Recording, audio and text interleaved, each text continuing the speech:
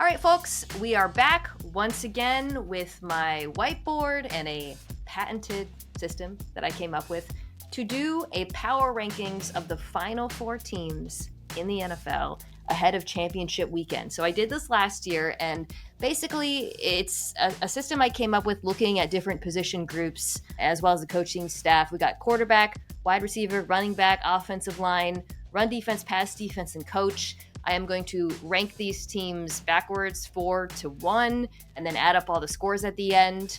Quarterback is worth twice as much. And then we'll see at the end when we add up the scores who is the best and worst team. It's an extremely scientific system with no flaws that cannot be questioned in any ways.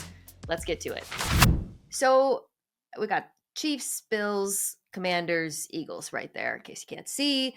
I'm going to start with quarterback. This is tricky. So I want to be clear here. I am doing this based on how these teams feel and are playing right now. Patrick Mahomes is the best quarterback in the NFL. He is probably going to make this look very stupid immediately, but I'm actually going to give Josh Allen the top score, and then I'm going to do Mahomes. So 4 times 2 is 8. Again, I know I already off to a bad start for Chiefs fans. I'm aware of that, and I'm just basing this on how they're playing right now. Then I'm going to go with Jaden Daniels, and then finally Hurts. So the Commanders get a 4. And by the way, the Commanders, you could argue that Jaden Daniels right now is playing football as well as the top 2 quarterbacks, and I wouldn't dispute it as much, but ultimately I can't do ties. I can't put one above the other. And Jalen Hurts at the moment honestly appears to be the weak link for this otherwise stacked Philadelphia Eagles team. He has to, I think, play better for them, certainly to win the Super Bowl. Okay, so wide receiver, tight end, Philadelphia Eagles fans, if you're mad, you can kind of calm down a little bit because I do think you pretty clearly have the best wide receiver, tight end group in the NFL with A.J. Brown, Devontae Smith, and Dallas Goedert leading the way. Then it's really tricky because I was looking at I had a really hard time with this because they all have their strengths and weaknesses. Washington, Terry McLaurin is the best receiver left, but outside of him, it's a pretty thin group, although I've liked what I've seen from Diami Brown. The Bills don't have a group of world beaters. We know this. I think they have a lot of really good players and players who they're very good at scheming open, but hard to put them on top. And then the Chiefs, we know that this wide receiver group has been an issue now for a few years. I do think, though, they've found really good roles for all of them. And then Travis Kelce, I mean, we're just coming off of a performance where Travis Kelce reminded folks that he's still Travis Kelce. So I am actually going to go Chiefs second, then the Commanders because of Terry McLaurin, and then the Bills. Great. I really think these are all pretty even, if I'm being honest. They all have their strengths and weaknesses, with the Eagles being the obvious top choice. The Eagles are once again the obvious top choice for running back, no explanation necessary. So then you're looking at sort of Pacheco, Hunt for the Chiefs, James Cook and Davis for the Bills, and then for the Commanders, Brian Robinson Jr. and Austin Eckler. So I'm going to go with James Cook, the incredibly underrated James Cook, and the Bills' run game as a whole, honestly, is pretty damn close to Philadelphia, but just focusing on the backs. And then I'm going to go with the Commanders, who I think do also have a very nice run game, and then the Chiefs, because they haven't really gotten a ton of great production out of their backs, been efficient for much of the year. Offensive line is next. So again, this is similar to run game where I actually think the Bills are a lot closer to the Eagles perhaps than they're given credit for.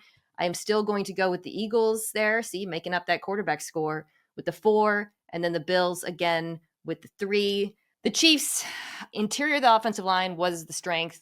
Joe Thuney probably playing left tackle, so there's a couple questions. The Commanders' offensive line has been much better than I anticipated. However, they just lost their starting right guard, Sam Cosmi, and for that reason, I'm going to put the Chiefs above the Commanders there. I am worried about that matchup, particularly with on the interior of the Washington offensive line, with Jalen Carter facing off against that group. But yeah, I think this is a pretty clear, 2 tiers, the Bills and the Eagles, both excellent. Chiefs and Commanders in a secondary tier. Next up, run defense. So I actually went and looked at some metrics to make this one just a little bit more statistically sound. And Eagles fans, we started off with a 2, but we're 4, 4, 4, 4, 4.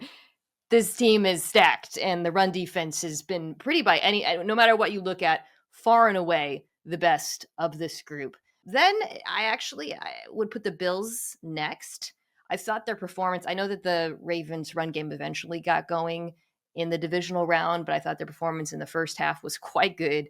I have questioned this Bills run defense at points because they play so much nickel. They're very light, but I think the return of those linebackers, tremendous. And you really saw those edges. AJ Epinesa and Greg Rousseau are fantastic against the run. Between the Chiefs and the Commanders, you could go Chiefs here and then Commanders last. The Commanders run defense is just probably the biggest weakness on the whole team, to be honest. And obviously that's going to be an issue with the Philadelphia Eagles coming to town. You saw that on display against the Detroit Lions. They were running at will on them. It was just Jared Goff turning it over that resulted in some stops, because otherwise every drive ended in a touchdown. The Chiefs run defense is decent. I'm going to get into it when I break down the Bills game. I do think they have some vulnerabilities, but certainly not as much as the Commanders. All right, pass defense.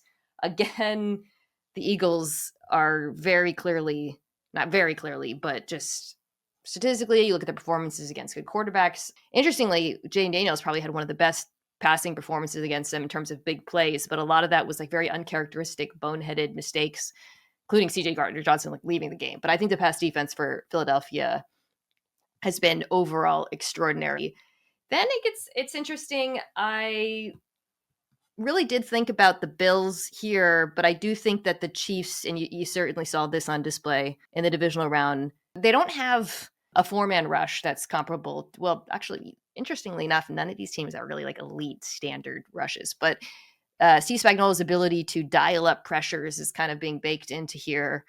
And I think, Trent McDuffie is he the best cornerback left he's up there. He's absolutely fantastic. The return of Jalen Watson, I think, helps in this regard. Then I'm going to go Buffalo. Again, decent pass rush.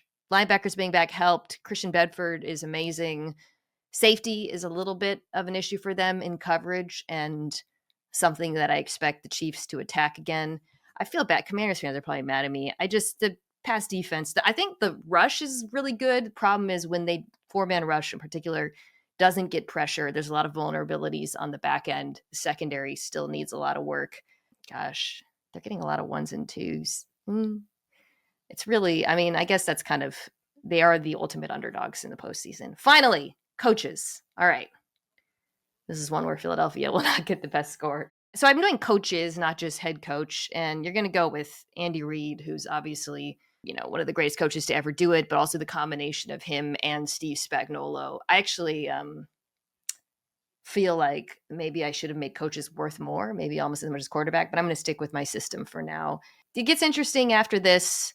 Obviously, Nick Sirianni has been to a Super Bowl. I think Vic Fangio has been fantastic. And that is, if it was just Nick Sirianni, if it was just head coach, to be honest, I would actually probably put the Eagles worse, but I'm going to go with the Bills second because I think Sean McDermott is a very good, very underrated coach. I also think Joe Brady has been absolutely fantastic this year. In fact, rewatching the Bills win over Kansas City, I was so struck by Joe Brady's game plan against that defense, against Steve Spagnuolo's defense. So then it's between the Commanders and the Eagles. Again, Vic Fangio is what makes this tricky for me because I think the Commanders coaching staff has been phenomenal. And I love their aggression too. Ooh, what should I do here? I just got to go with this because of Fangio. I understand Commanders. I actually think, again, they've been excellent. This is just, if not for Fangio, I would absolutely put the Commanders over the Eagles in terms of coaching. It's just, pretty hard to not account for how good Vic has been. All right, so that's it. These are the final tabulations. I'm going to now add them up. I actually don't know. I didn't do this beforehand. Who's going to come out on top. So I will start at the top. Okay, wow. This is really interesting. So the Eagles come out on top despite having the lowest quarterback score, followed by, and it's very close, the Bills and then the Chiefs. If you swapped those, the Chiefs would have come out ahead of the Bills, though, the quarterback. So, and then finally, we've got the Commanders bringing up the rear with 12. I guess so. I didn't add a refs category. No, I'm just kidding. I'm not going to do that, Chiefs fans. Don't get mad at me. In any case, there you have it. This is the final power ranking ahead of the AFC and NFC Championship game. See how it plays out.